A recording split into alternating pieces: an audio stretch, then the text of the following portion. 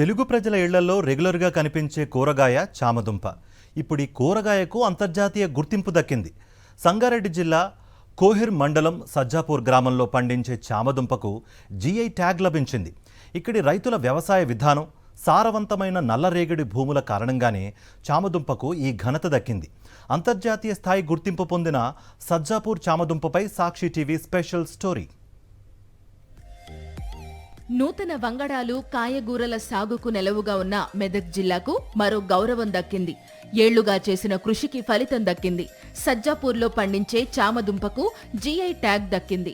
రిజిస్ట్రేషన్కు Chennai registry ఆమోదం తెలపడంతో సజ్జాపూర్ రైతులు సంబరాలు జరుపుకుంటున్నారు. ఎంతో మంది శాస్త్రవేత్తల పరిశోధనలు, అధికారుల కృషికి ఇన్నాళ్లకు గుర్తింపు దక్కిందని ఆనందం వ్యక్తం చేస్తున్నారు. ఇంచుమించు ఒక 20 సంవత్సరాల నుంచి నేను పండిస్తా సార్ ఇక్కడ పంటకి. మేము ఈ ఏరియాలో మంచి పంట వెళ్తుంది. ఇక్కడ ఎకరానికి మనకు ఇంచుమించు ఒక 5 క్వింటాలు పెట్టాలి. దీన్ని 5 గడ్డలు పెడితే మనకు అంత దిగుబడి వస్తుంది అనమాట. 150 క్వింటాల దాకా వస్తుంది మనకు ఎకరానికి. మంచి పంట వస్తుంది సార్ ఇది దిగుబడి. టేస్ట్ కూడా బాగుంటుంది, విటమిన్స్ కూడా బాగుంటుంది. ఇది హైదరాబాద్లో అప్పుడే ఆటోమేటిక్గా జల్దీ 8 గంటలకల్లా అయిపోతుంది మార్కెట్ కూడా. ఇది అంత జల్దీ బస్తాలు ఎత్తుకుపోతారు వాళ్ళు. తెలంగాణలోని చాలా ప్రాంతాల్లో చామదుంప పండుతుంది. కానీ సజ్జాపూర్లోని నల్లరేగడి నేలలు ఈ సాగుకు అత్యంత అనుకూలం. ఎక్కువ రుచి, అధిక పోషకాలున్న చామ సాగు ఇక్కడ సాధ్యం. అందుకే ఈ ప్రాంతం చామకు జీఐ గుర్తింపు దక్కింది. ఇందులో పిండి పదార్థం ఎక్కువగా ఉంటుందని, వండినప్పుడు ముక్కలు అంటుకోకుండా మెత్తగా ఉంటాయంటున్నారు రైతులు. ఈ పంటను తరతరాలుగా కాపాడుకుంటూ వస్తున్నామని చెబుతున్నారు. ఇది మంచి లాభదాయకరమైన పంట.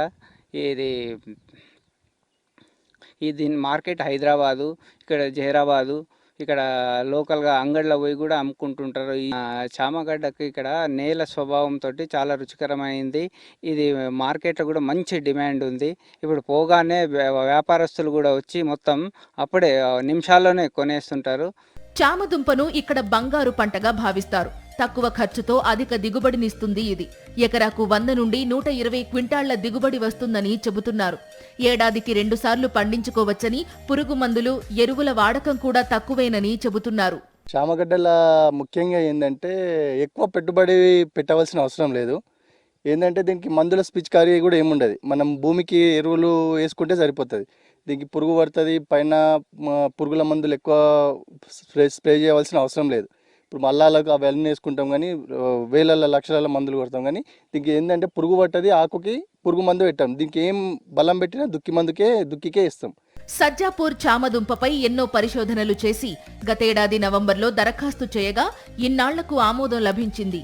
ఈ మొత్తం ప్రక్రియ వెనుక కొండా లక్ష్మణ్ బాపూజీ ఉద్యాన విశ్వవిద్యాలయం ప్రొఫెసర్ డాక్టర్ పిడిగం సైదయ్య ప్రధాన పరిశోధకులుగా వ్యవహరించారు.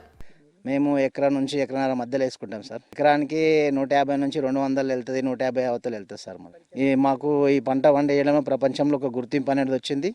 మాకు అది చాలా సంతోషమైన విషయం సార్. మాకది జీఐ ట్యాగ్ లభించడంతో ఈ గ్రామంలో పండే చామదుంపకు ప్రపంచవ్యాప్తంగా గుర్తింపు వస్తుంది. రైతులకు గిట్టుబాటు ధర పెరగడమే కాకుండా విదేశాలకు ఎగుమతి చేసే అవకాశం కూడా కలుగుతుంది. అంతర్జాతీయ మార్కెట్లో జీఐ ట్యాగ్ ఉన్న ఉత్పత్తులకు మంచి వాల్యూ ఉంటుంది.